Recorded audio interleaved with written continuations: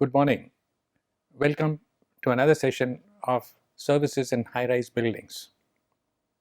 Today, we will look at a very basic form or a very basic requirement of air conditioning, basically air distribution. Before we get on to air distribution, let us examine what one knows about air. Air, in its very prosaic form, is the central requirement of air conditioning. Without air, there would not be any air conditioning. What does this air do? It picks up the heat from an air conditioned space and moves it out. So without air, there would not be any air conditioning at all. Let's examine what is air. To a physics student, air is very simply a mixture of oxygen and nitrogen. In percentage, one might say it is 4 parts of nitrogen and 1 part of oxygen, 80%, 20%. Now, the most important characteristic of air is that it's highly elastic in nature. Elastic in the sense that if one had a room full of air and he were able to compress it, he could perhaps put it into a small tube which is like a toothpaste tube. So just imagine the kind of elasticity we are looking at. Where is it that this air is present? Can you see it? Obviously not, but it is there all over. It is an extremely vital component of living and life. Why? It's basically not because of the 4 parts of nitrogen, it is basically because of the oxygen. Now, oxygen is basically the life-giving component of the air. Even a fish underwater needs the oxygen. It derives the oxygen from the water, whereas you and I are not underwater at any portion of our time. We are all in air, but we derive our oxygen content from the air, which is what most of the living media, whether it's a tree, whether it's a small animal or a big animal, draws its oxygen requirement from. What does this air contain?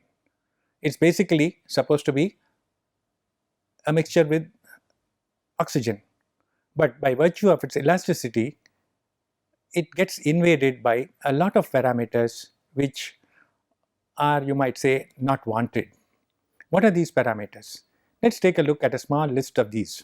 The most commonly ones are heat, water vapor, any other vapor which might be in an industrial ambient, of course cold, which is the opposite of heat, dirt, odor, items like pollen, dust.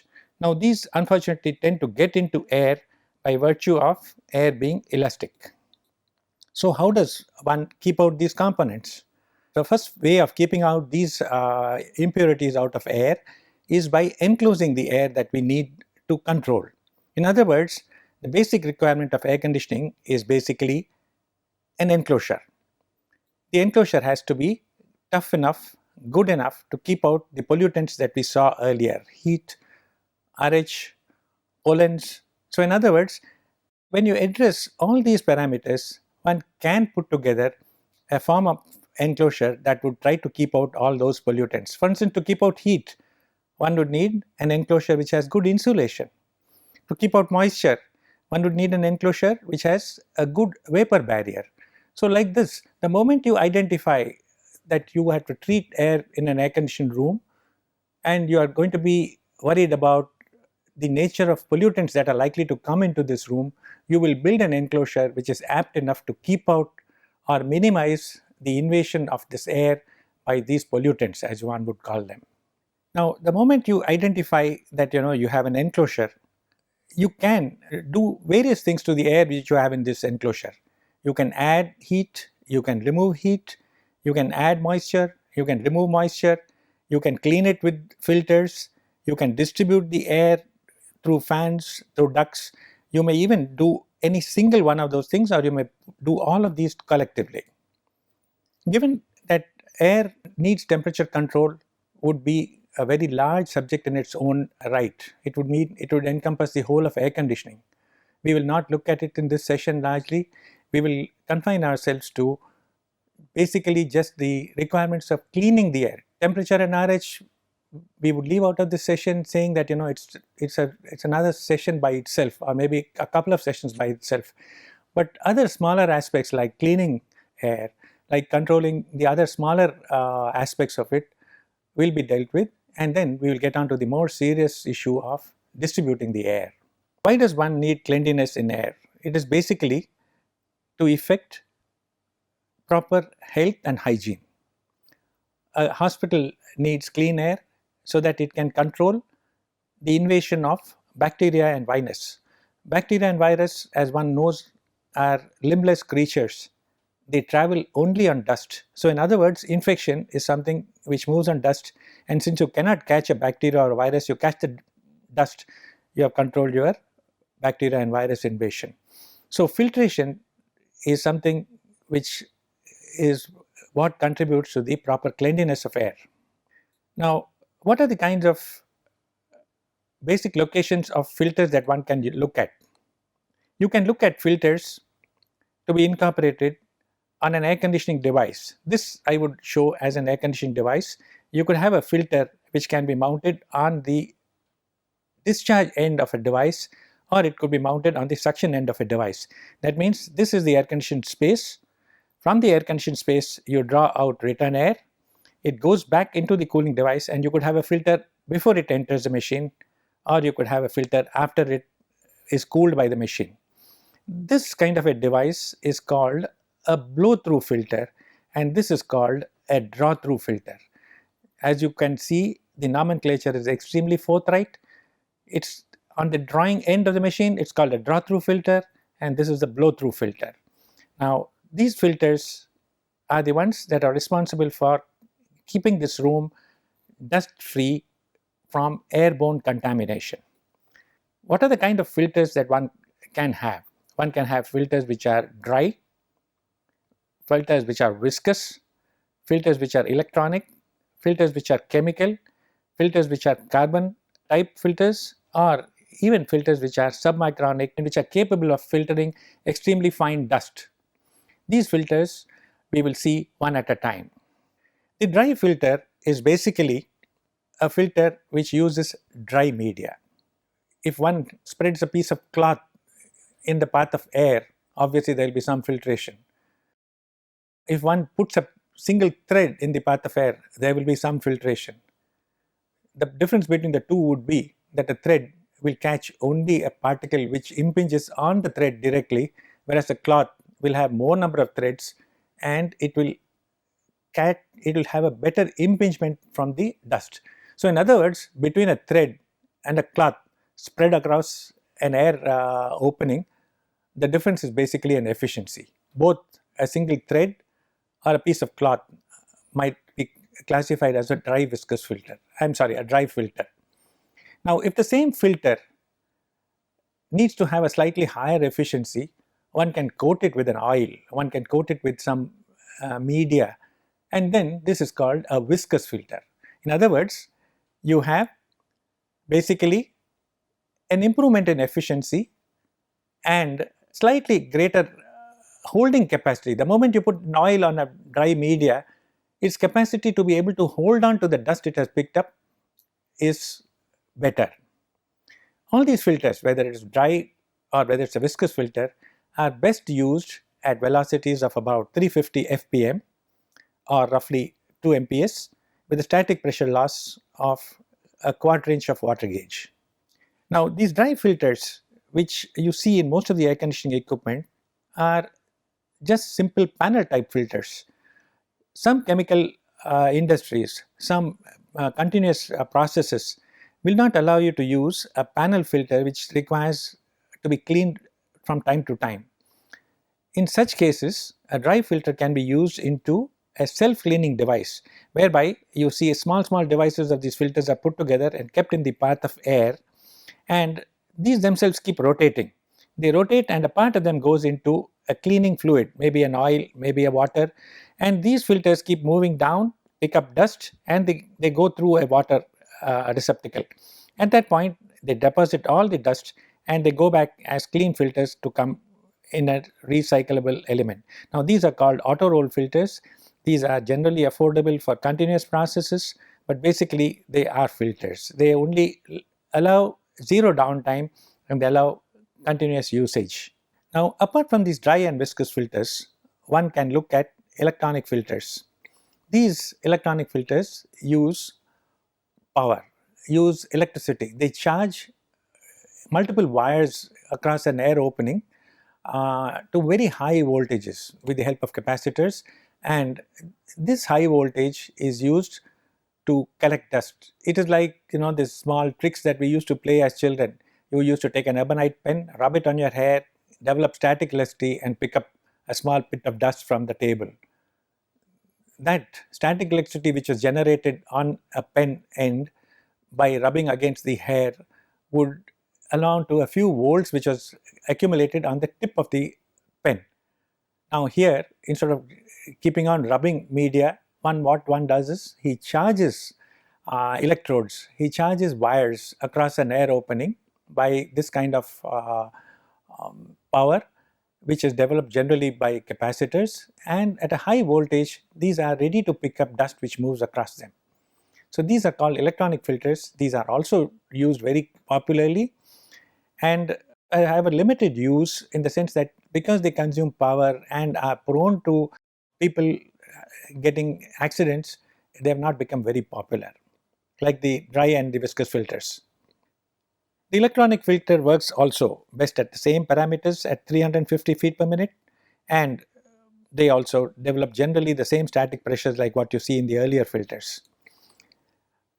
There are other filters like the chemical filters and the carbon filters. The chemical filters are basically sprays of chemicals. If one has a certain pollutant which is identified in an industry, for instance a rubber industry uses a lot of ammonia. Now ammonia has been liberated in an atmosphere. How do you control it? You allow this air to pass through a spray of a chemical which will absorb the ammonia. So these are chemical filters, and these are generally specifically used for specific pollutants like in industry. Carbon filters are used for controlling odors. These are used in comfort air conditioning. One might say, let us say you build a bomb shelter underground where you have a lot of people crowded together, but to dilute the pollutant from these people you would normally require fresh air. But just imagine being a few hundred feet below earth, keeping yourself in a bomb-proof shelter and liberating pollutants from a personal body. At that point of time, one reduces the quantity of fresh air required and tries to control odor by using carbon filters.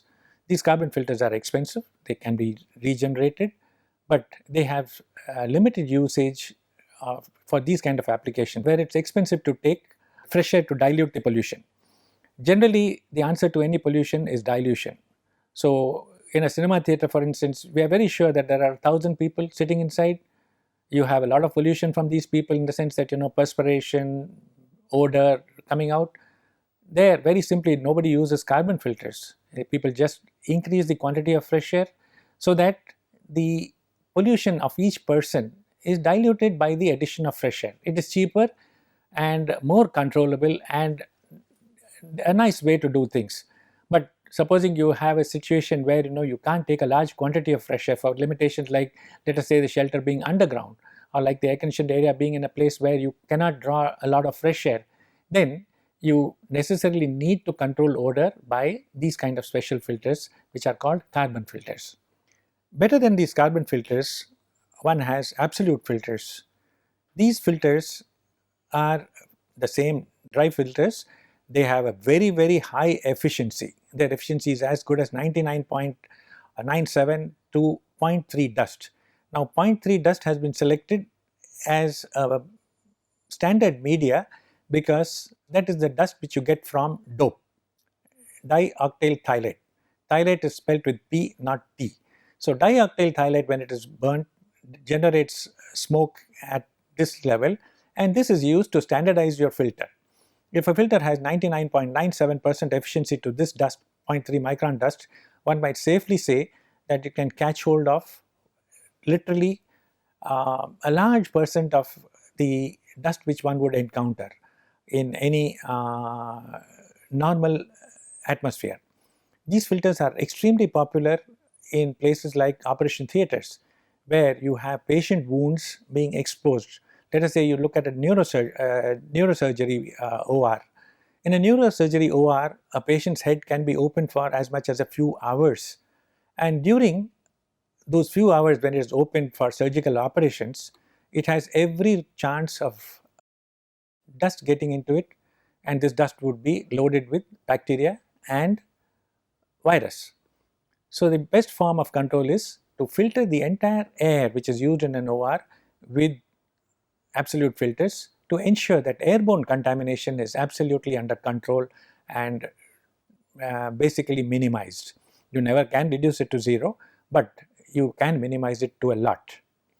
This would ensure that basically dust is not there, and if dust is not there, you are very certain that bacteria and virus will not find a way in. So it's an indirect control on sterility imposed by good filtration. These filters are better run at slightly lower velocities than the other filters.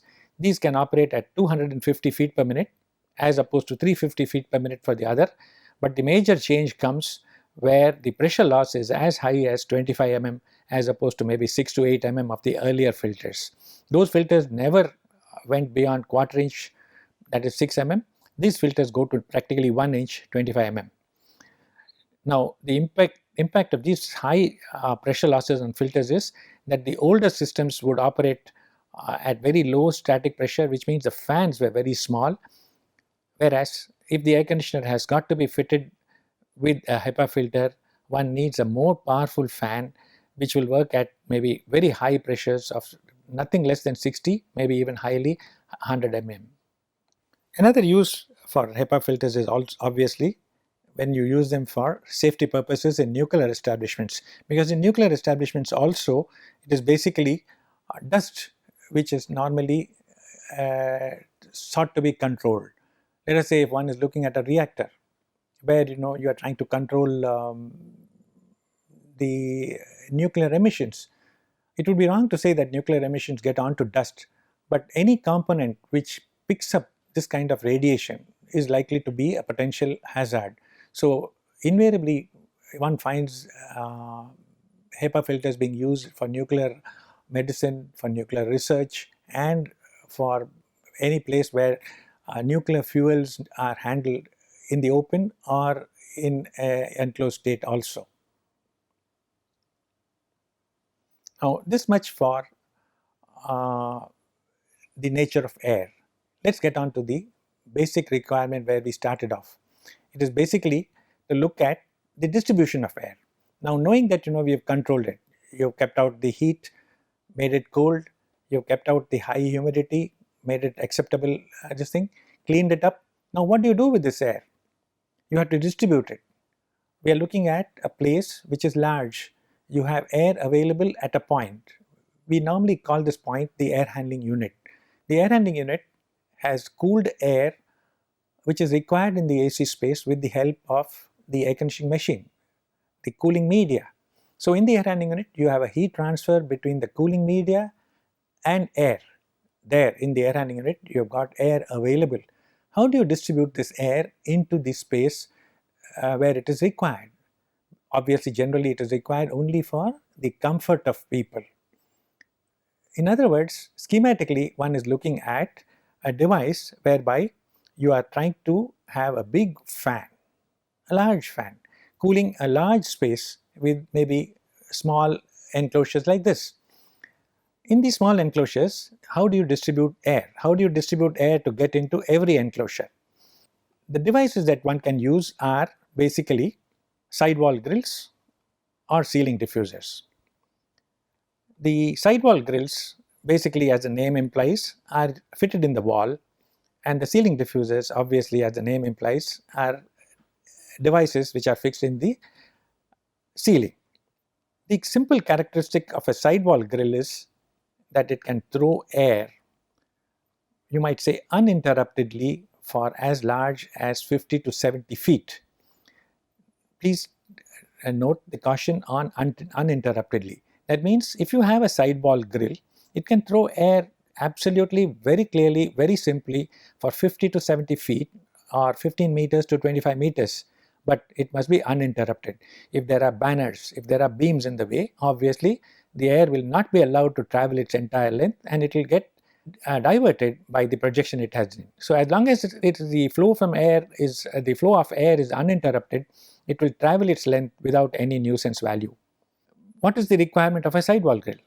Obviously you require a vertical fascia. In a vertical fascia, if this grill is mounted, it affects this. You normally see these grills very commonly used in most of the auditoriums, most of the cinema theaters, particularly the ones which are retrofitted. You find lobbies on both the sides, you find corridors on both the sides. One puts a false ceiling, put a duct in those corridors, and immediately you have a place for locating a grill and discharging the air from the side. Now the sidewall grills can be discrete or they can be continuous. A discrete grill is something which is meant to discharge only supply air. If it is a continuous grill, the discrete portion remains behind the grill discharging the supply, and the balance area is used for collecting the return air. This is how it would look.